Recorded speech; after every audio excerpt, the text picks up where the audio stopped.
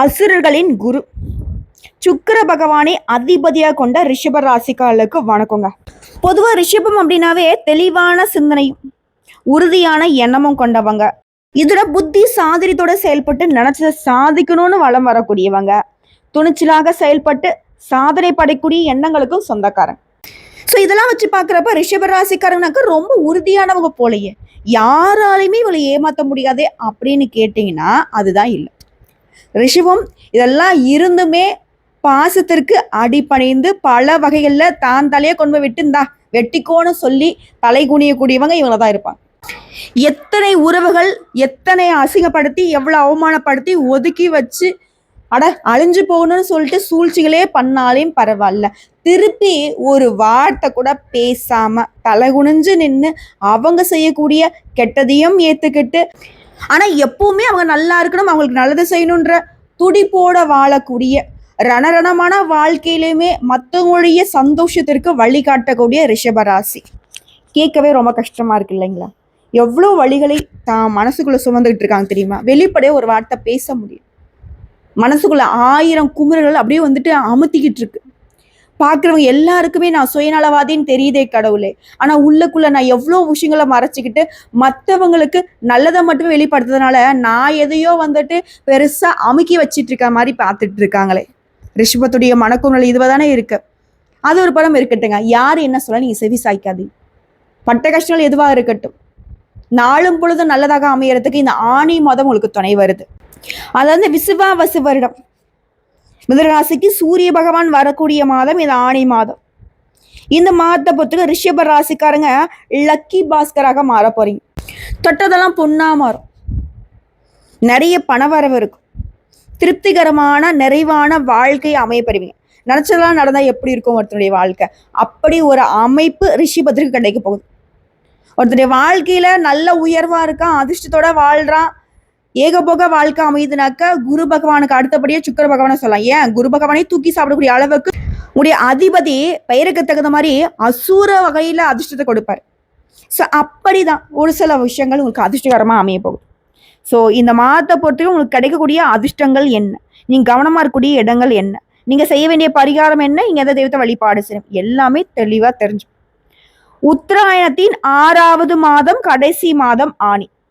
பொதுவா ஒரு மாதாந்திர கிரகம் அப்படின்னு சொல்லக்கூடிய சூரிய பகவான், செவ்வாய் பகவான், புதன் பகவான், சுக்கிர பகவான், இந்த 4 கிரகங்களுடைய மாற்றத்தை வச்சு கணிக்கப்படுது. குறிப்பா சூரிய பகவானுடைய இடம்பெயர்வுதாங்க இந்த தமிழ் மாதத்துடைய பிறப்பு. ஸோ அந்த வகையில இந்த ஆணி மாதத்துல நவகிரகங்கள் எங்கெங்க இருக்காங்க? மேஷ ராசியில சுக்கிர பகவான், மிதுன ராசியில புதன் பகவான், குரு பகவான், சுக்கிர பகவான், 3 கிரகங்கள் கூட்டணி. சிம்ம ராசியை போட்டிருக்கும் செவ்வாய் பகவான், அவர் கூடவே கேது பகவானும் கூட்டணியில. அடுத்து கும்ப ராசியை போட்டிருக்கும் சனீஸ்வர் பகவானும் ராகு பகவானும் கூட்டணியில. ஸோ மொத்தத்துல இந்த ராகு கூடியும் கேது கூடியும் எல்லா கிரகங்களுமே அடங்கியிருக்கு. ஸோ இதெல்லாம் வச்சு பார்க்குறப்போ ஆணி மாதத்துல ரிஷப ராசிகளுக்கு ஏற்படக்கூடிய அதிர்ஷ்டங்கள் என்ன பார்க்கலாமா?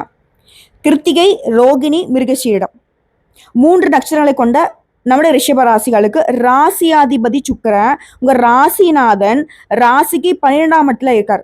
சுக்கிரனுக்கு 12ஆம் இடம் அப்படிங்கிறது மறைவு ஸ்தானம் இல்லை. சுக்கிரனுடைய காரத்துவம் அப்படிங்கிறது 12ஆம் இடத்தையே பொறுத்தது. ஏற்றத்தை கொடுக்கக்கூடிய காலமா இந்த காலகட்டம் அமைய போகுது. நல்ல தூக்கம் கிடைக்கும். ஃபர்ஸ்ட் தூக்கம் இல்லாத கஷ்டம்தான் பெருத்த கஷ்டம் ரிஷபத்திற்கு. தூக்கம் வரல, கண்ணை குத்தினா கூட தூக்கம் இல்லை. இப்படி தூக்கத்தை இழந்து தவிர்த்த ரிஷபத்திற்கு நிம்மதியான தூக்கம் கிடைக்கும் அப்படின்னா வாழ்க்கையில கூடிய ஒட்டுமொத்த பிரச்சனையுமே சரியாக போகுதுன்னு அர்த்தம். அதே போல செலவுகள், வீண் செலவு வரைய செலவு கிடையாது, சுப செலவு, சந்தோஷத்தை தரக்கூடிய செலவு, பணவரத்து அதிகமாகும். வெளிநாட்டில் இருக்கிறவங்களுக்கு அதிர்ஷ்டகரமான வாய்ப்பு கிடைக்கும். வெளிநாடுகளுக்கு பயணம் சென்று வருவதற்கான யோகம் உண்டு. இதோட ராசிக்கு 8ஆம் அதிபதியான குரு உங்களுடைய 8ஆம் இடத்தையே பார்க்கிறார். இந்த காலகட்டத்துல குரு பகவானை பொறுத்தவரைக்கும் ராசிக்கு 2ஆம் இடத்துல நிற்கிறார். தனக்காரகனான குரு தனஸ்தானத்துக்கு அதிபதியான புதனுடன் சேர்ந்து இருக்கிறது பண வருமானத்துக்கு பஞ்சமே இல்லாம பார்த்துப்பார். வீடு வாங்குறது, மனை வாங்குறது, இது போன்ற யோகங்கள் அமையும்.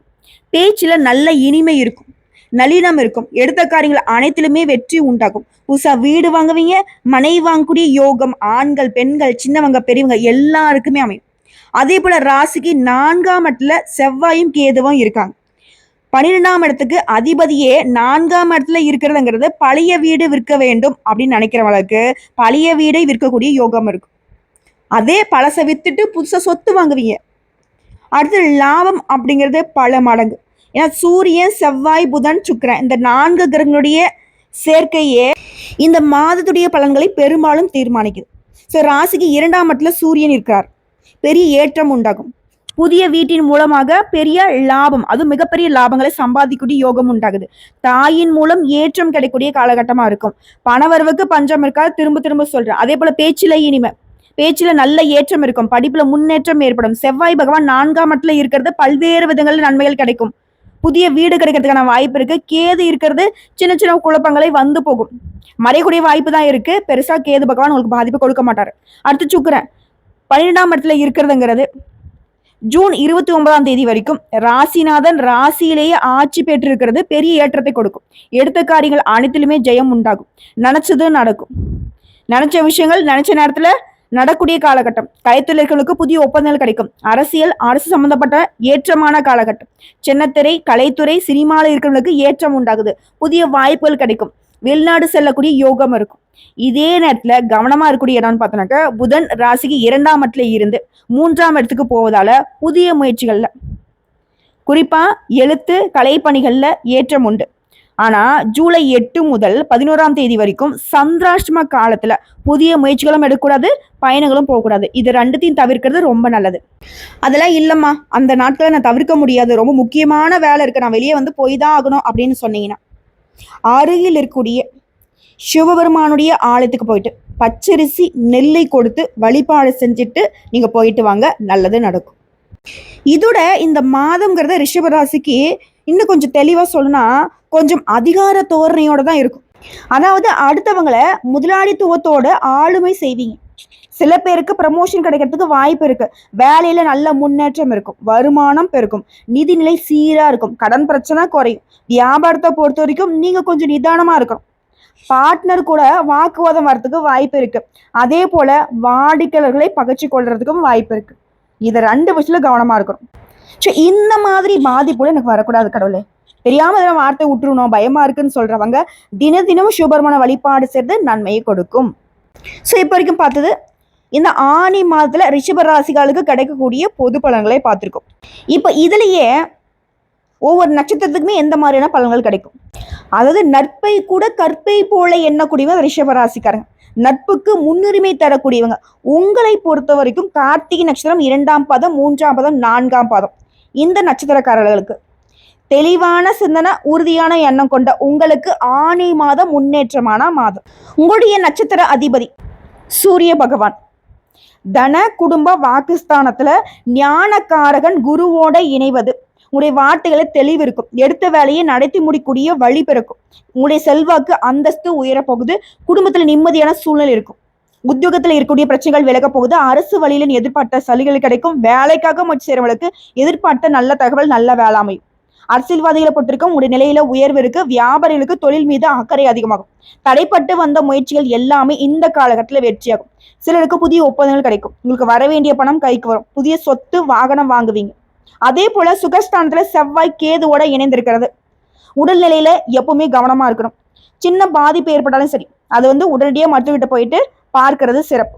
அடுத்ததான் மாணவர்களை பொறுத்திருக்கும் படிப்புல கூடுதல் கவனம் செலுத்துவது அவசியம். விவசாயிகளை பொறுத்திருக்கும் உழைப்புக்கு ஏற்ற வருமானம் இருக்கும்.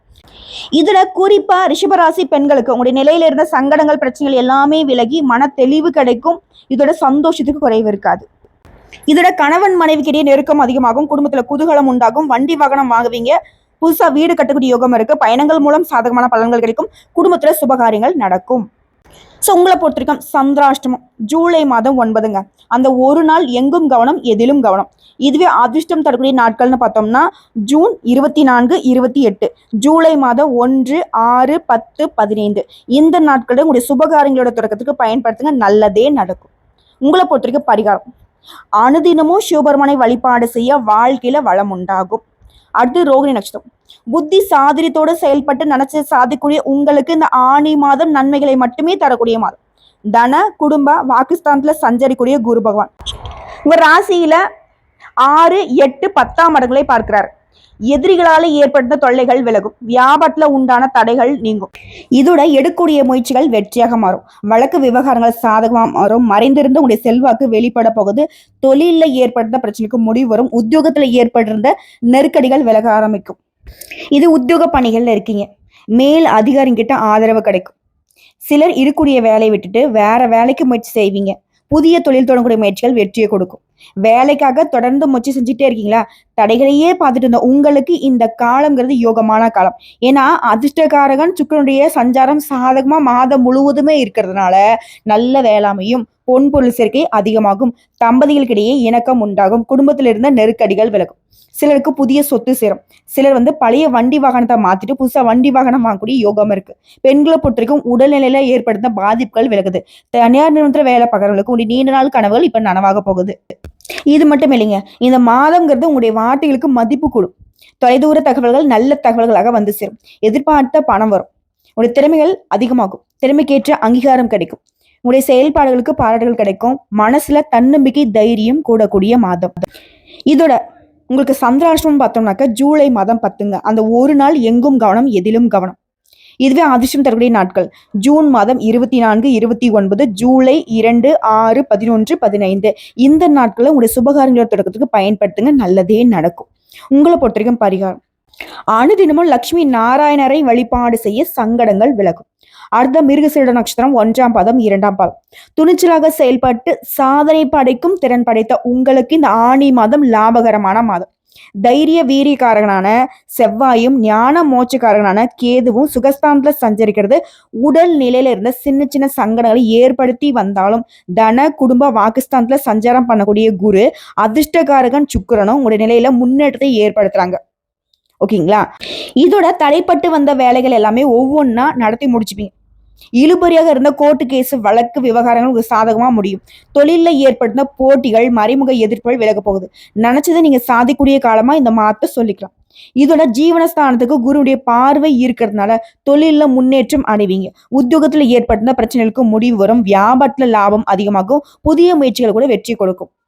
குறிப்பா உங்களுக்கு வர வேண்டிய பணம் கைக்கு வரும், வசதி வாய்ப்புகள் அதிகமாகும், வெளியூர்ல இருந்து உங்களுக்கு ஆதாயம் உண்டு, வெளியூர் பயணத்தாலையுமே உங்களுக்கு ஆதாயம் கிடைக்கும். சிலருக்கு எதிர்பார்த்த வேலை அமையும், நீண்ட கால முயற்சிகள் இந்த காலகட்டத்தில் நடக்கும். குடும்பத்தில் ஏற்பட்ட பிரச்சனைகளுக்கு முடிவு கொண்டு வருவீங்க. கணவன் மனைவிக்கிட்டே ஒற்றுமை உண்டாகுது, பொன் பொருள் சேர்க்கை உண்டாகுது, புதுசா இடம் வீடு வாங்கக்கூடிய யோகம் இருக்கு. மாணவர்களை பொறுத்த வரைக்கும் படிப்புல கூடுதல் கவனம் தேவைங்க. விவசாயிகளை பொறுத்த வரைக்கும் உழைப்புக்கு ஏற்ற ஆதாயம் இந்த காலகட்டத்தில் காண முடியும். பணியாட்கள் தனியார் துறையோ அரசாங்கத்துறையோ ஆண்களோ பெண்களோ ஒருத்தர் கீழே வேலை பார்க்கக்கூடிய கூலி வேலையை செய்தாலும் சரி ஆதாயம் கூடும், நெருக்கடிகள் விலகும், வருமானம் அதிகரிக்கும். இது மட்டும் இல்லைங்க, செல்வ சேர்க்கை உண்டாகுது. எந்த ஒரு வேலையுமே மனசுக்கு திருப்தியை கொண்டு முடியும். புத்தி சாதுரியம் வாக்கு வன்மை அதிகமாகுது, முக்கிய நபர்களுடைய அறிமுகம் கிடைக்கும், பணவரவு அதிகமாகுது. இதோட உங்களை பொறுத்தவரைக்கும் சந்திராஷ்டமம் ஜூலை மாதம் 11. அந்த ஒரு நாள் எங்கும் கவனம் எதிலும் கவனம். இதுவே அதிர்ஷ்டம் தரக்கூடிய நாட்கள் ஜூன் மாதம் 24, 27, ஜூலை 6, 9, 15. இந்த நாட்களை உங்களுடைய சுபகாரியங்களோட தொடக்கத்துக்கு பயன்படுத்துங்க, நல்லதே நடக்கும். உங்களை பொறுத்தவரைக்கும் பரிகாரம், அனுதினமும் காமாட்சி அம்மனை வழிபாடு செய்ய நன்மைகள் நடக்கும். ஸோ இப்போ வரைக்கும் பார்த்ததுங்க நம்முடைய ரிஷப ராசிகளுக்கு இந்த ஆணி மாதம்ங்கிறது எப்படிப்பட்ட மாதமா இருக்க போகுது. பொது பலன்களை பார்த்திருக்கோம், தனிப்பட்ட நட்சத்திர பலன்களை பார்த்திருக்கோம், தனிப்பட்ட நட்சத்திரங்களுக்கு எந்த மாதிரியான பரிகாரங்கள்ங்கிறதையும் தெளிவா பார்த்திருக்கோம். இப்ப பொதுவா பரிகாரம் கேட்டீங்கன்னா, வெள்ளிக்கிழமைகள் தோறும் மகாலட்சுமி தாயாருக்கு தீபம் ஏற்றி வணங்கி வழிபாடு செய்ய பொருளாதார சிக்கல்கள் தீரும், செல்வ செழிப்பும் மேலோங்கும், பணவரத்து கூடும், மன மகிழ்ச்சி உண்டாகும். உங்களை பொறுத்தவரைக்கும் அதிர்ஷ்டம் தரக்கூடிய கிழமைகள் திங்கள், புதன், வியாழன். இந்த நாட்களை உங்களுடைய சுபகாரியங்களோட தொடக்கத்துக்கு பயன்படுத்துங்க. ஒரு விஷயத்த தொடங்கணுமா, ஒரு நல்லதை செய்யணும் அப்படின்னா கூட நேரம் காலம் பார்க்கலன்னா இந்த நாட்கள்ல நீங்க தொடங்கி பாருங்க, அதிர்ஷ்டம் தரக்கூடிய அமைப்பு இருக்கு. ஸோ எப்படி பார்த்தாலும் சரிங்க, ரிஷப ராசிகளுக்கு இந்த ஆணி மாதம் அப்படிங்கிறது நம்ம அழுகையை நிறுத்தக்கூடிய மாதம்னு சொல்லி முடிக்கலாம். ஏன்னா எந்த அளவுக்கு வருத்தங்கள் நம்ம மனசை சூழ்ந்துகிட்டு இருந்துச்சோ, முடியவே முடியாத வாழ்க்கையை முடிஞ்சு போச்சுன்னு நினைக்கக்கூடிய அளவுக்கு கஷ்டகரமான வாழ்க்கையில தான் இருந்தோம். இப்போ அதற்கு ஒரு மாற்றம் இருந்தா படிப்படியான முன்னேற்றம், படிப்படியான கஷ்டங்கள் மறைவு, இப்படி வாழ்க்கை உங்களுக்கு ஒரு திருப்தியை கொடுக்கக்கூடிய வகையில அமைய பெறும். வாழ்த்துக்களுங்க. தெய்வங்கள் பரிபூர்ணமா உங்களுக்கு துணை நிற்கிறாங்க.